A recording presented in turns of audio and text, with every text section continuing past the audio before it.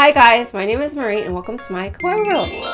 So for the past year or so, I've noticed this influx of high-end donut shops in Seoul, and I'm not talking about Dunkin' Donuts. These are places that are more akin to Donut Plant, and they sell fancy donuts that are a little more expensive. You'll probably end up paying around 5,000 won or $4 per donut, but they have different flavors that are less common, and I just thought this was an interesting trend. So in this video, I'm going to take you to 6 trendy donut shops in Seoul, Korea. Old Fairy Donut in Hannam-dong. This place used to be called Fairy Roasters and it was located in Itaewon. And I went there with Sienna back in 2017. If you guys want to check out that video, I'll link it in the corner. My daughter was so young back then, but this was one of the OG donut shops in Seoul, and I'm glad to see that they have continued to exist. This new space in Hannam-dong is kind of out of the way. It's probably about a 10-minute walk from the subway station, and it's sort of in a residential neighborhood. But if you are in the mood for some good donuts, then maybe you will want to check this place out. The donuts here are really big and the flavors all look really amazing. There's like tiramisu, creme brulee, raspberry, peanut butter, matcha green tea, and coconut. They also have this gorgeous box of 9 mini donuts, and their drink menu looks very similar to what they had at Fairy Roasters. This new location doesn't seem to have as much character as their old store, but it's really clean and spacious and modern.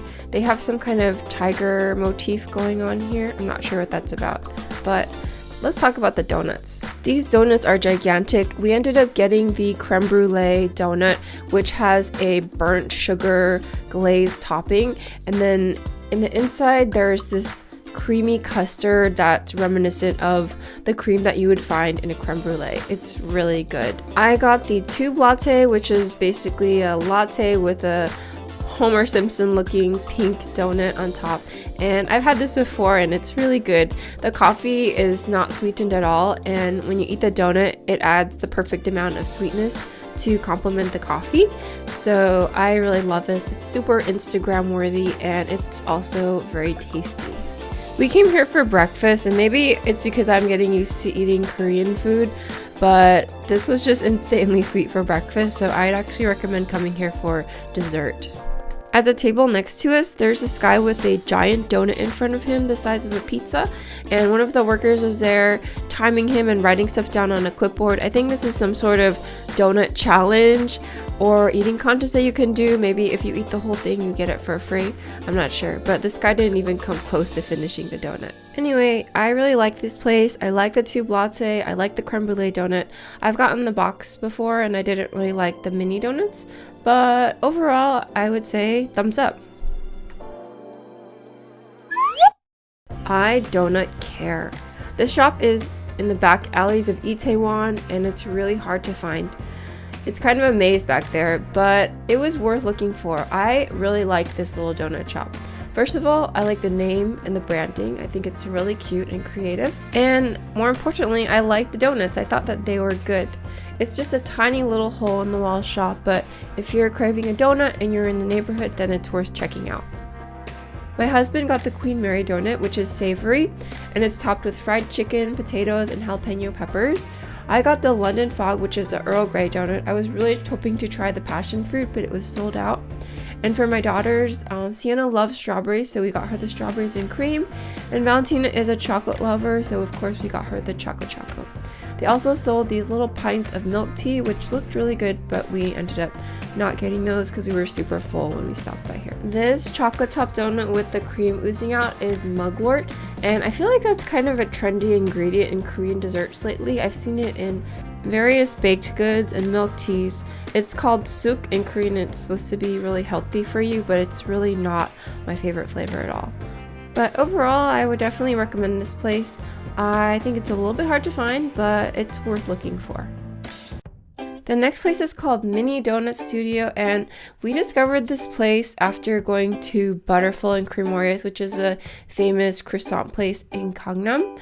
And my husband and I just saw it, and this is exactly the kind of old school donut that my husband likes, the kind that you can find at fairs or at Pier 39 in San Francisco. They can be eaten plain or topped with powdered sugar or cinnamon sugar mix, whatever you like. The other cool thing about this place was that they had canned coffee, and it's really gimmicky, but it just appealed to us for some reason. I don't know why, but I love this day of the week branding and all of the rainbow colors. I am drawn to rainbows like a moth to a flame. Here's the menu. I think that everything is pretty affordable. They have sets, and especially for being located in Apgujeong, it's really affordable. And they also have this little old school donut machine that spits out little rings of dough into the deep fryer, and then they get deep fried. Someone's there watching them so that they don't overcook. I love how the donuts are just made to order, because especially with donuts, there's such a big difference between donuts that have been freshly fried as opposed to donuts that have been sitting around for a few hours. So the other thing I like about this place is they make the coffee fresh and then they put it in the can. So the coffee is really fresh, and they have this device that actually seals the can for you, so you can take it home and drink it the next day or later that same day whenever you feel like you need coffee. When it comes to donuts, I actually believe that less is more. So when I go to Krispy Kreme, I'll always get the plain glazed donut. And a lot of times I am tempted by the pretty colors and the bright sprinkles and the fancy flavors. But when it comes down to it, I actually prefer something that's really simple and just topped with a little bit of sugar, very much like this donut. Fluffy Coffee and Donuts. This is located in Yeonnam-dong, near that famous drawing cafe, and it has a very vintage vibe to it. It kind of reminds me of one of those donut places on a strip mall in California with that big giant donut out in front. It's the kind of place where you would see a couple of police cars parked out in front. That was built in the 1970s, but really hasn't been updated since then. Of course, this place was intentionally made to have a vintage look and feel to it, and I really like this nostalgic vibe that it has. So we got the strawberry, the chocolate peanut butter, lemon cream, and maple bacon. And just for reference, this box was the size of probably a small pizza box. So these donuts were gigantic. They're probably the same size as the donuts at Fairy Roasters. My kids really seem to enjoy these donuts.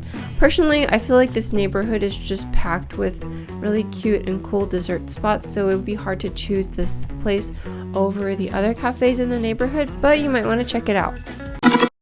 Butterbook. This little donut shop is located in Haebangchon, and it doesn't open until the late afternoon, but they specialize in these simple cream-filled donuts.